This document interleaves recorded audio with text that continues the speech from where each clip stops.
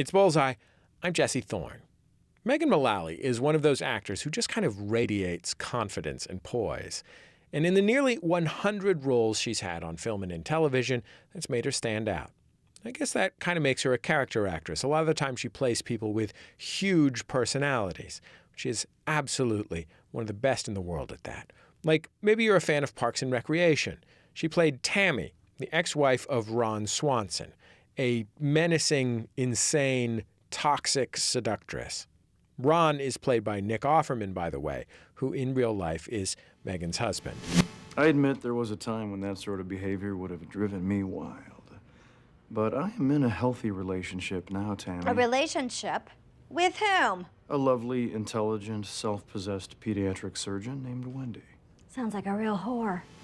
She also has some unforgettable credits on shows like Bob's Burgers, Children's Hospital, and even a few episodes of 30 Rock.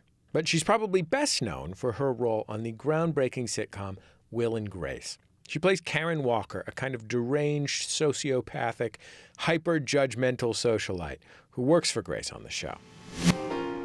Welcome to the Metropolitan Museum of Art for the Stanley Walker Foundation benefit. Stanley loved ancient Egyptian culture. They invented the pyramid, which later became the pyramid scheme. During its original run between 1998 and 2006, the show earned 16 Emmy Awards and over 80 nominations. Last year, the show returned for a 9th season, and to your delight and mine, they still got it. It's funny, it's weird, it's touching at times, too. Megan, who's already won 2 Emmys for her role as Karen, is now up for her 3rd award in the supporting actress category. Let's hear a little bit from the latest season. In this scene, Karen is in the bedroom of a fancy country club. She's on the phone with reception. She found a morphine drip in the room and mistook it for a gift. It turns out that the room she booked was already occupied by a fellow socialite and frenemy, Beverly Leslie. Beverly, played by Leslie Jordan, is an elderly, somewhat flamboyant Southern gentleman. Hello, this is Mrs. Walker in 705. Who do I have to thank for this lovely morphine drip in my room? What? I'm not recovering from plastic surgery. I've never had anything done in my life in the United States. What do you mean someone else booked the room? I pay a lot of money to belong to this country club, and I booked this hospitality suite months ago. I'd like to see who has balls big enough to ask me to move. Well.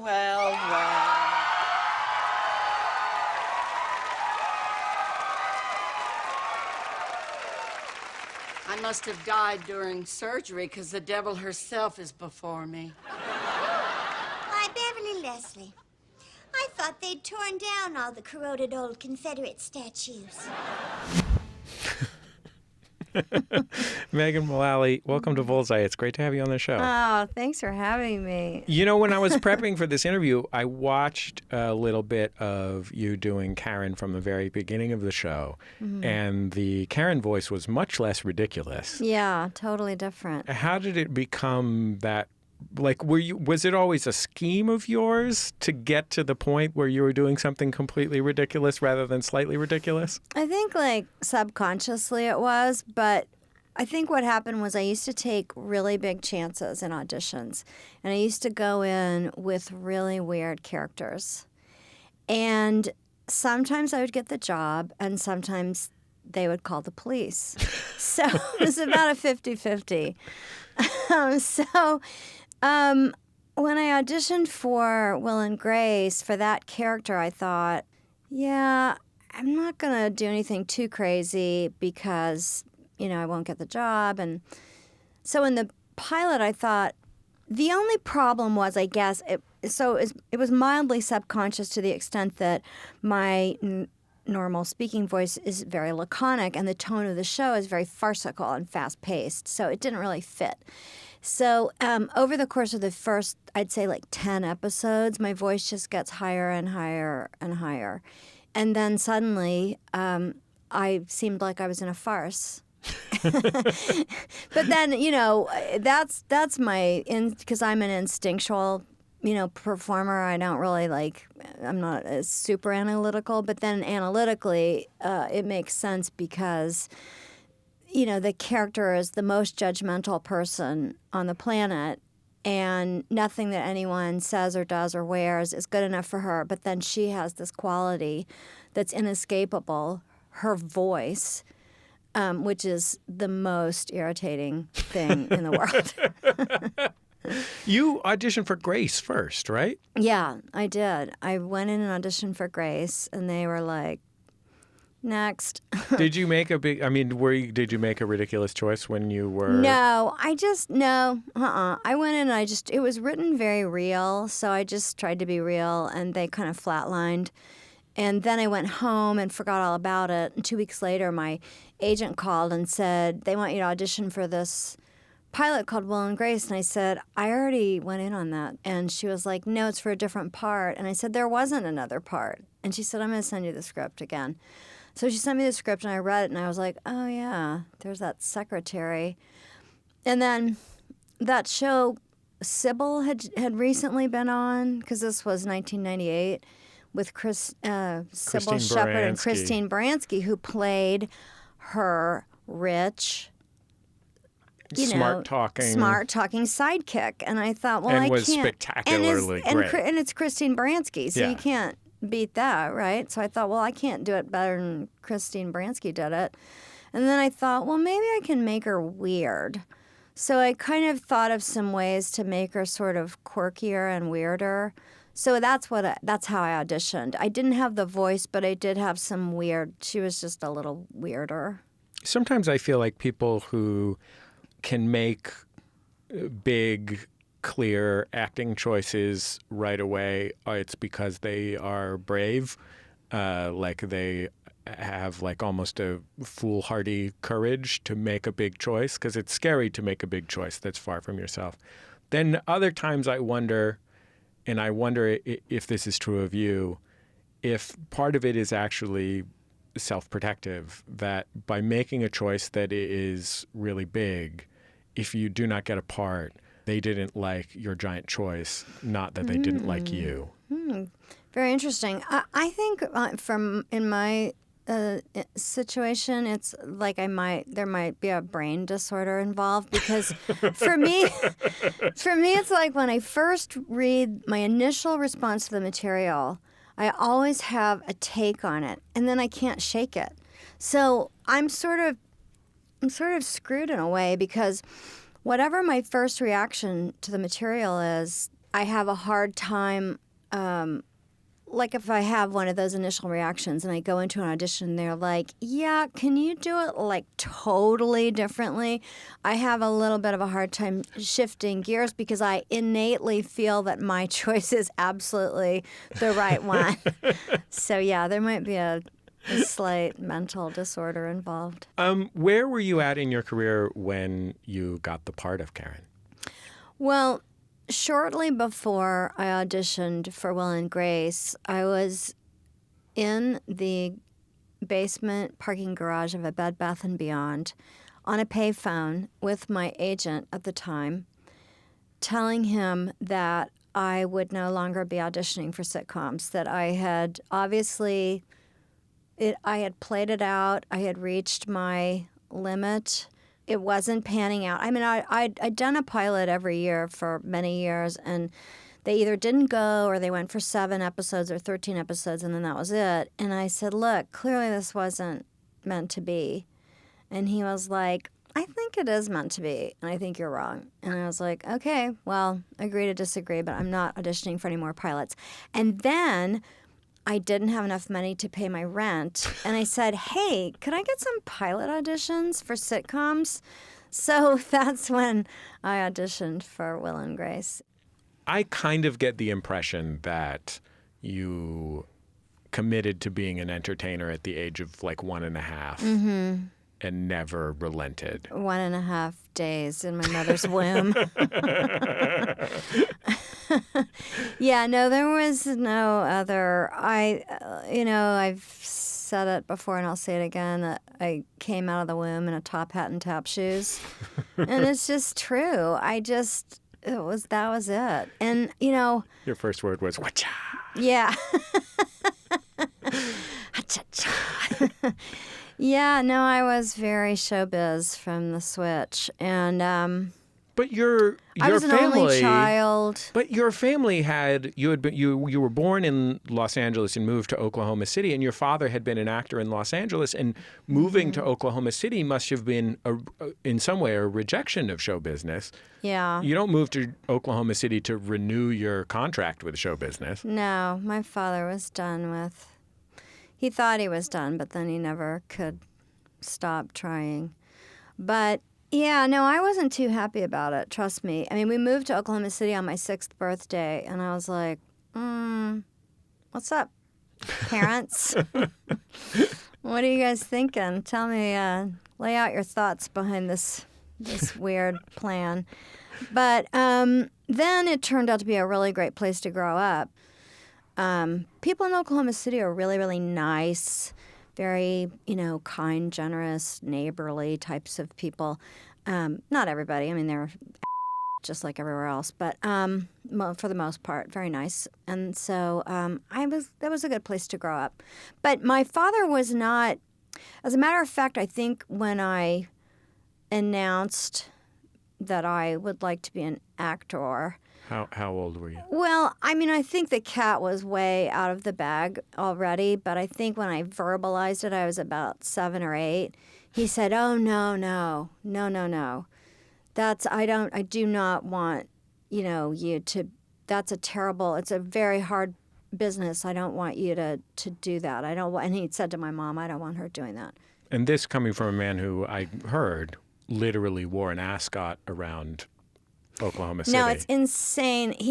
A city with a relatively small ascot community. It's a crazy miracle that he wasn't murdered, because he not only wore an ascot, but he also at one point when I was in 2nd grade purchased a Rolls-Royce Phantom 3, silver gray, and drove that around town wearing his ascot. And the fact that some kicker on the back of a pickup truck didn't just take him out is really fortunate. Were you self-aware about how unusual that part of your family was when you were 10 years old or whatever? I knew that my father was different from the other parents because he was very, very eccentric and flamboyant, and his humor was extremely dark and weird, and he would really commit to a joke like nobody's business. Like he would, just a minor example is he would pretend that he was having a massive heart attack, and then he would fall over, dead in his plate of spaghetti at the dinner table. And my mom and I at first were like, is he dead? And then after a while we were like, all right, get out of the spaghetti. And then like another thing you would do routinely from the time I was in like 2nd, 3rd grade. In 3rd grade, I took the bus. And so I came home one day and my mom wasn't home. And being alone with my father was not my preference because he was terrifying. So first thing I said when I walked in the door was, I said, "Where's Mommy?" And he said, because he had this vocal affectation that he did. He did a lot of accents around the house, but he also had this grandiose persona. And he said, "My darling, I'm sorry to tell you, but your mother is dead." And for just a second, I was like, whoa. This is not good news. And then he was like, and he kept going. He was like, "You're just going to have to live the rest of your life without a mother." And then I finally was like, okay, where is she really, though? And he was like, "The grocery store." So I had a therapist tell me one time that like the thing that I had to provide for my children, if I was going to provide one thing to my children, was just a sense that their family and their home were their home. Mm-hmm. That whatever happened in the world, no matter what, they had security in our family, even if they went out and murdered someone or whatever, or someone tried to murder them, they could always. That's amazing. That's really, really good advice. Yeah, see, I had the opposite. The thing I didn't realize about my father, I knew that he was, like, his personality was different because my friends would say, your father is really weird, or, like, I'm afraid of your father, or I don't like being around your father. But what I didn't understand was that my father was, like, a huge, like, ginormous alcoholic, and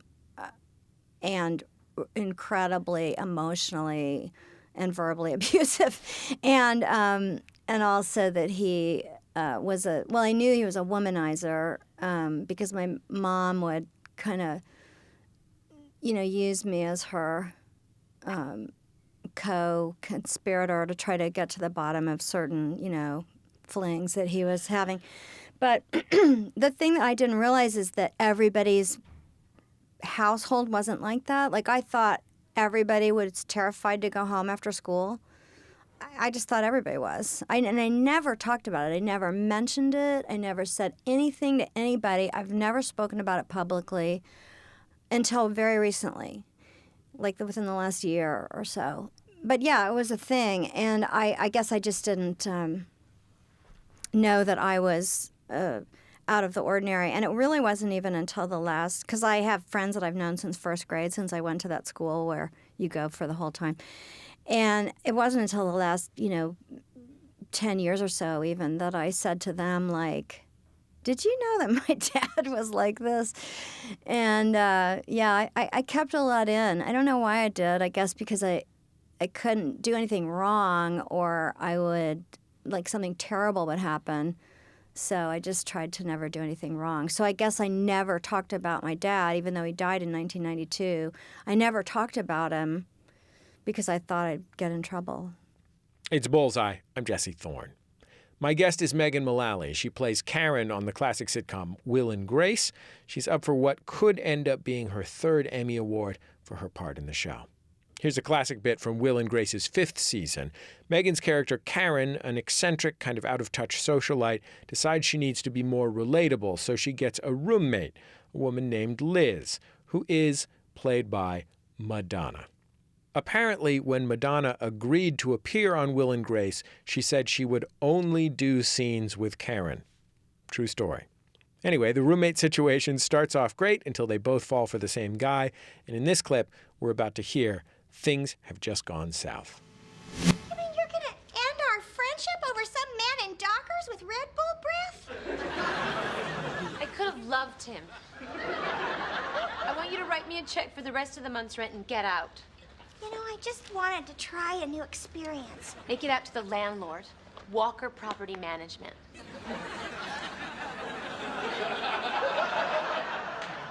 Oh, and add on $1.09. You ate one of my yogurts. Let's see. How do I break this to you? True or false? I own this building. Huh? True. Yeah, I am Walker Property Management, and I think I want you out. Wait a minute. We're roommates. We're friends. We could be lovers. I'll take that French now.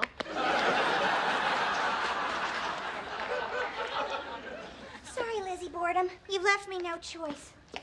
That's right. Cut to you, living in a dumpster. I know for me, like, a big thing about thinking about my own parents was recognizing that it was okay for me to have had my own experience, and that the fact that the problems in my relationship with my parents were not me, like, saying they were fundamentally evil human beings or whatever because of my own wish to avoid conflict with them, but that it was okay for me to have had this experience that said that changed me and affected me in these ways, irrespective of whether it was something fundamental about who my parents were. It was something fundamental about who I was. Yeah, right. So, yeah, I mean, that's your experience, and so it is what it is. And whatever happened, I want to tell you about my conversation with my mom, but also I just want to say that whatever happened with in my upbringing and with my dad, my father, I feel like I've transcended that now. I feel like now that is behind me. That doesn't inform my day-to-day existence. And, I feel bad. I feel bad that my father and a lot of people in my whole father's family had a lot of problems and were unhappy, and seemed to be like a pattern with especially the men, my father's side. And I feel bad. I feel sorry that happened, and a lot of that was a product of the time and the culture. It's kind of like a Mad Men thing where it's like you have affairs and you drink a lot, but then there was a little bit extra element added to my father. But anyway, I feel that I've stopped the bloodline, and I personally have transcended those things for my own personal day-to-day life, which is great. But back to when I spoke to my mom, it was so incredibly poignant because the whole thing started because I was visiting my mom in Oklahoma City. I try to get there like 4 times a year. And I was standing by her bedside because she has 24-hour care in her home and paid for by Will and Grace. And I was standing by her bedside and I said, "Mom, guess what? Nick's coming in tonight." And she goes, "Oh, Nick is such a good man. Your father was a bad man." And I don't know why, but in that moment, it's not the first time she'd ever said something like that or the 20th.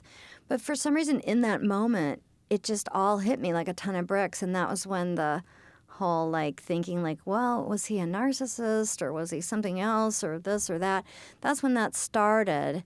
And it set me on this path of talking to my uncle, who is the last living sibling of my father's, and talking to other people who knew my father and this and that. And I spoke to my mom, of course, and she said, he wasn't a good man. I loved him. I said, "Well, why didn't you ever leave him?" She said, I loved him. I always thought I could change him, and that I thought, well, tomorrow is going to be different, and because he wasn't like that at the beginning. And so he was great at the beginning. He lured her in. She's the perfect one because she's so loving and kind and open and positive, totally positive mental attitude, to coin a phrase. And so she's the perfect person for someone like that. And then he was so good to her at the beginning that she spent 27 years of marriage trying to recapture that. She was like, well, I know he can be like this because he was once before. And then he would push it to the very brink, and then he would be really amazing again and very Svengali-like and get her back. And then he'd go back to being horrible. Then they divorced, and then he never really left her. He came over to her house every single afternoon, and she would make him lunch, and he would hang out sometimes through dinner and into the evening. Did you think about his career when you were going through your career? Because he must have been this is probably none of the stuff you're planning to talk about, right? This has gone down a very, very interesting, different road. You hunt where there's deer. Comedy. I didn't think about his career. I thought about my own, just trying to hone my own talents and develop my skills, as best I could. But I will say that when I first moved to Los Angeles, I moved here in 1985. I was 26 years old, and I was here for a very short time. And the first television show that I auditioned for was a show called The Ellen Burstyn Show, starring none other than Ellen Burstyn. And I was going to say Carol Burnett. But okay. Starring Carol Burnett. No. And so Ellen Burstyn played my mother, and Elaine Stritch played my grandmother. And we shot 13 episodes of that in New York. And anyway, came back to Los Angeles, and my father called and announced to me that he would be moving to Los Angeles, and I needed to get him an agent. And I said, okay. I said, okay. I didn't have the balls to say no or, get your own agent or don't move here or, I'm not your, I don't know. I just was confused and I was trying to help and be a total people pleaser, So he did. He moved out. He got an apartment a block away from my apartment. And I was with ICM, that agency at the time. And he had a crazy headshot that wasn't cute. And he was, 60 years old-ish, somewhere in there. And he didn't have any credits of note. And I took it to ICM and they were like, we can't really do a lot with your dad. He doesn't have a reel or he doesn't have anything on film. He doesn't have credits really. He's like a kind of a hard type to cast. And I said, okay. And they said, but how about the voiceover department? So the voiceover department at ICM actually took him on. And so he did have some voiceover auditions. And that was it. And then after about a year, he became very, he packed up and moved back to Oklahoma City in a huff, saying he would never set foot in California again, and he didn't. At the time, nobody said anything to me, but after the fact, I know people have said I just couldn't believe it when your father moved out to Los Angeles and blah, blah, blah. And I'm like, well, why didn't you say that to me? Nobody said anything. I was just out there trying to get my dad into show business. I mean, it's kind of an only child thing to not have any, to not even think to run it by somebody else because you're just... I feel like people with siblings, they're used to having a special coven that they encircle whenever there's a question in their lives, especially a family question. Yeah, I didn't have that, and nobody ever said. And my mom, for whatever reason, I'm sure my mom was fit to be tied about it. I'm sure she was furious about it, but she didn't say that to him or me because of the way things were. Because, you didn't want to incur his wrath. So, that was a cute year. And now work in comedy.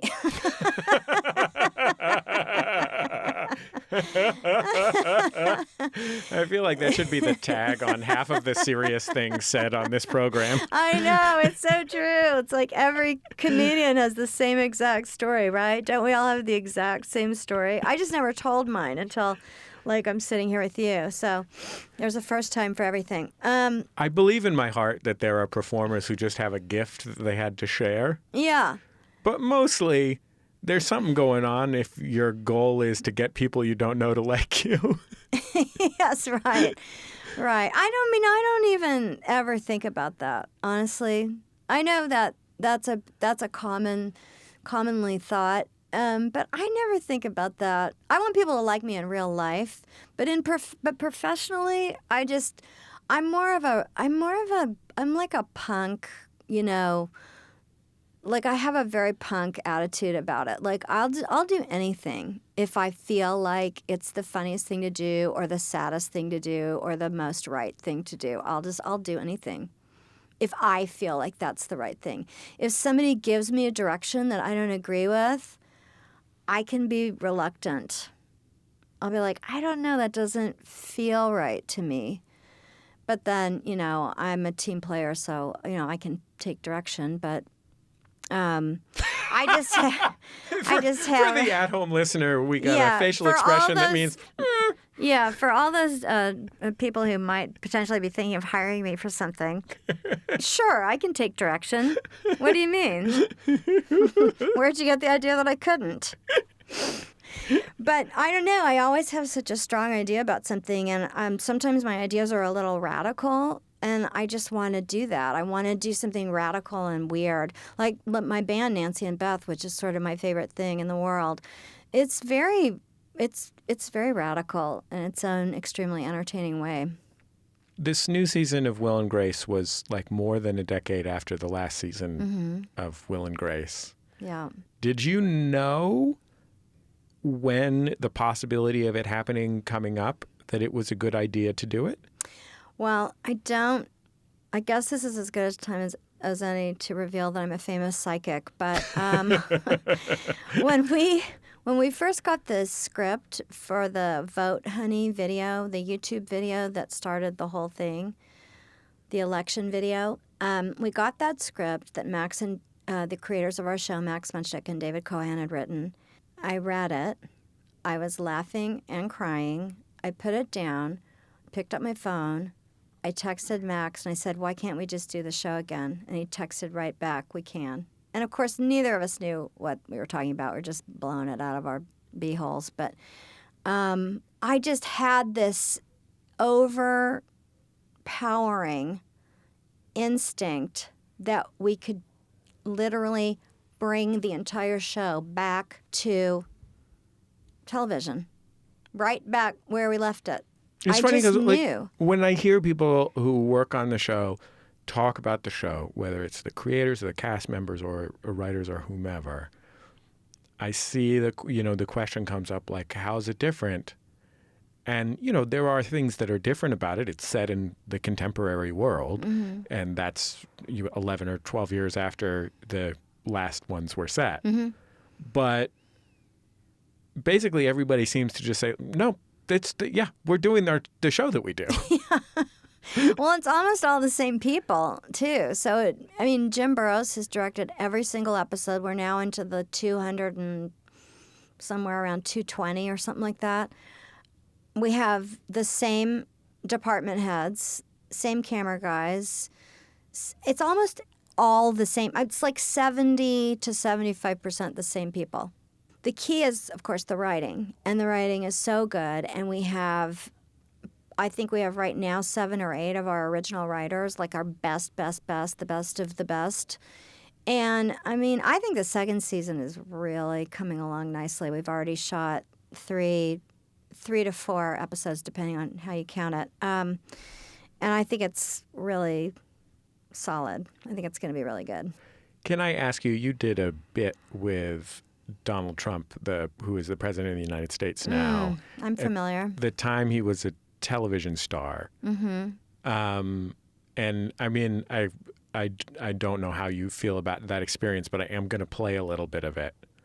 Oh, okay, great. Yeah. This is the Emmys like 10 or 12 years ago. This is 2004, I think. 6. Was it? 2006. Keeping hot, just give me that countryside. North is where I'd rather stay. Get allergic smelling me. You're selling it there, Megan. I loved it. Okay, a lot of funny, hilarious aspects to that little story. First of all, they did a thing on the Emmys called Emmy Idol, because this was at the height of American Idol's popularity. So they were going to do a little thing where they would have well-known people come on and perform theme songs from various golden age television shows, right? And then people would literally call in and vote on a winner. And then people would vote in real time, which was for that time, you say it was 2006. For that time, that was quite progressive. So normally, even before my agent could finish the sentence, they want you to do this weird thing on the Emmys, I'd be like, no. But they said, they got through the sentence, which was they want you to do the theme song to Green Acres as Karen with Donald Trump. And I was like, I will be doing that. Because there's nothing weirder that you could do on network television. Yeah, I will definitely be doing that for that exact reason. Of course, at the time, no one would have ever, at least I would never have ever in a billion years have guessed that I didn't know he ever had political aspirations. Now I know, but I didn't know then. He was just this funny, he was a caricature of himself. He was this person hosting it. That was when The Apprentice was super popular. Everybody was watching it, and everybody was going around saying, "You're fired," and doing their finger, and, everybody was doing it. And I thought, well, certainly this guy is playing kind of a character on The Apprentice. He's not really like that in real life. He's like exaggerating his personality to make some good television. But no, turns out in real life he was exactly like that. And I thought, oh, that's even better. That's really funny. So I sprained my ankle the night before, like dancing to a commercial jingle on television, trying to entertain Nick by doing a stupid dance. I sprained my ankle. So when we got out there, they had to I came out on crutches in the commercial. And then I was just like, if you watch, I'm balancing on one foot for the entire song. And then at the end, he started to leave, and he forgot that I couldn't walk. So he came back, and he picked me up like a sack of potatoes under his arm, like literally under his arm, and carried me off stage. It's very gallant. And backstage, he introduced me to Melania, his wife, the most beautiful woman in the world. That's how she was introduced to me. There's not a lot you can say to that. You can just be like, congratulations. I mean, you look each of you really pretty. Yeah. So then I was in my Will and Grace dressing room like the next day, and the phone rang, and it was Donald Trump. And he said, listen, it was a competition, Emmy Idol, and we won. Okay, we got the most votes. So congratulations. He said, listen, thanks. Thank you.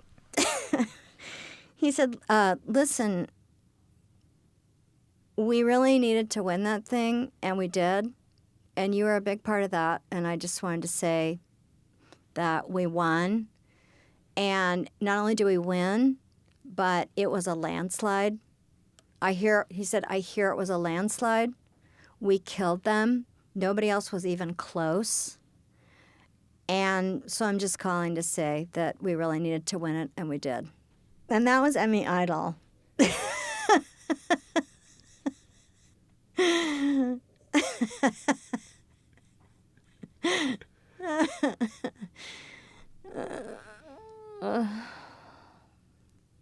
Megan Mullally, I'm so grateful to you for taking all this time to come and be on Bullseye. Thank you so much for having me. It's been a lot happened. The really went down.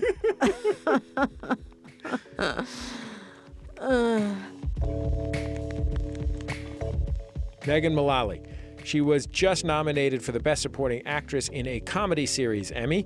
The winner will be announced next month. If you haven't seen the new season of Will and Grace, you gotta. It's free to stream on NBC's website right now. And also, we didn't get to talk about this in the interview, but did you know that Megan was in Risky Business? The character was named Call Girl.